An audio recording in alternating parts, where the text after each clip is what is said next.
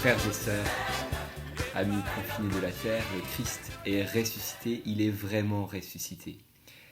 Que la paix du Seigneur ressuscité, justement, vienne dans vos maisons.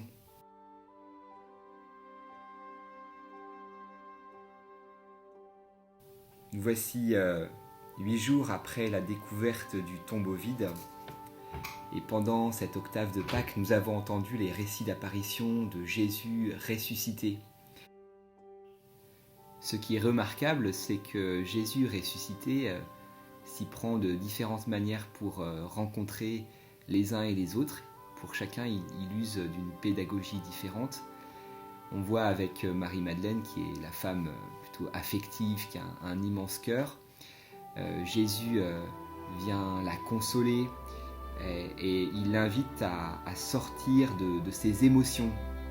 Pour Jean, lui, c'est plutôt l'intuitif. Il est le fidèle disciple de Jésus qui a été présent auprès de Jésus jusque sur la croix. Et lui, il n'a pas besoin de voir. Il croit sans avoir vu, puisqu'il a vu sûrement cette gloire déjà à la croix. Pierre, lui, c'est plutôt le pragmatique. Et il va lui falloir une pêche miraculeuse pour reconnaître la présence du ressuscité. Et puis Jésus viendra le libérer de sa culpabilité, de son reniement, en lui proposant par 3 fois cette question « Pierre, m'aimes-tu » Ce sera le signe de cette réconciliation qu'il va vivre avec Jésus. Avec Thomas, Jésus a une approche différente. Il l'invite à le toucher, contrairement à Marie-Madeleine. Et il l'invite à sortir de son scepticisme et de son côté rationnel qui ne permet pas de s'ouvrir à la foi. Voilà donc 4 figures dans l'Évangile et nous pouvons nous retrouver dans l'une ou l'autre figure. Dans notre situation de confinement, je vous invite à réfléchir concrètement dans quel enfermement le Seigneur veut-il me faire sortir, me libérer. Et je confie cela au Seigneur.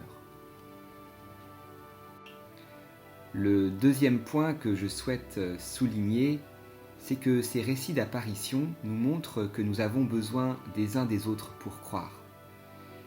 Nous avons besoin de Marie-Madeleine, de son affectivité, de son cœur qui la pousse à aller au tombeau. Nous avons aussi besoin de l'intuitif, du mystique, Saint Jean, qui perçoit le mystère de la résurrection dans son intériorité. Nous avons besoin aussi de Pierre, qui courageusement reprend le travail et qui se laisse surprendre par la visite inédite de Jésus. Nous avons encore besoin de Thomas et découvrir qu'il faut toucher Jésus et se laisser toucher par lui. Durant ces 40 prochains jours, je vous invite à être attentifs aux signes du ressuscité, comme nous y invite d'ailleurs l'évangéliste Saint Jean lorsqu'il nous dit dans l'évangile aujourd'hui « Il y a encore beaucoup d'autres signes que Jésus a faits en présence des disciples et qui nous sont mis par écrit dans ce livre. » Je vous invite donc à témoigner de ces signes du ressuscité. J'aimerais vous en citer un en particulier reçu sur notre fil WhatsApp de nos paroisses. C'est celui de Anne qui habite à Bousignac. Elle nous dit « Bonjour à tous, je voulais vous partager notre pépite à l'étage de notre immeuble. Hier, avec l'accord des voisins et après avoir javelisé le sol, nos petites voisines ont pu se défouler et jouer dans le couloir, faire la course, jouer au ballon. Ce moment a fait du bien à tout le monde et surtout aux parents. Bon dimanche et bonne semaine, Christ est ressuscité. » Je vous invite donc à témoigner de ce que vous vivez dans votre quotidien, à percevoir ces signes du ressuscité. Nous avons besoin les uns des autres pour nous édifier dans la foi et dans l'espérance, surtout dans ces moments plus difficiles.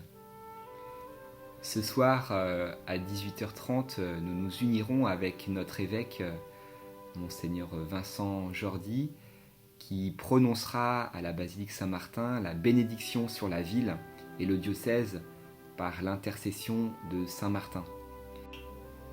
Notre évêque nous dit que ce temps de prière a pour objet de demander force et persévérance pour toutes les personnes du diocèse en ce temps de confinement. De rendre grâce et soutenir tous ceux qui sauvent des vies, qui soignent et qui permettent aussi par leur travail la poursuite de notre vie quotidienne. D'apporter la consolation aux familles portant les malades ou endeuillés. Pour demander à Saint Martin de protéger la ville et l'archidiocèse de la pandémie et afin que nous soyons tous renouvelés au cœur de cette épreuve pour bâtir des relations plus justes, fraternelles et solidaires et les poursuivre après la pandémie. Enfin, pour les croyants, d'être renforcés dans leur foi et témoigner de l'espérance en ce temps pascal et grandir dans leur zèle missionnaire. Ce jour n'est pas un jour comme les autres, c'est le dimanche de la miséricorde que nous fêtons avec Jean-Paul II depuis 20 ans maintenant et qu'il a canonisé Sœur Faustine qui avait eu ces révélations de Jésus miséricordieux. Alors je vous souhaite un bon dimanche de la miséricorde et confions-nous toujours à cette miséricorde infinie de Dieu. Bon dimanche à tous et belle fête de la miséricorde.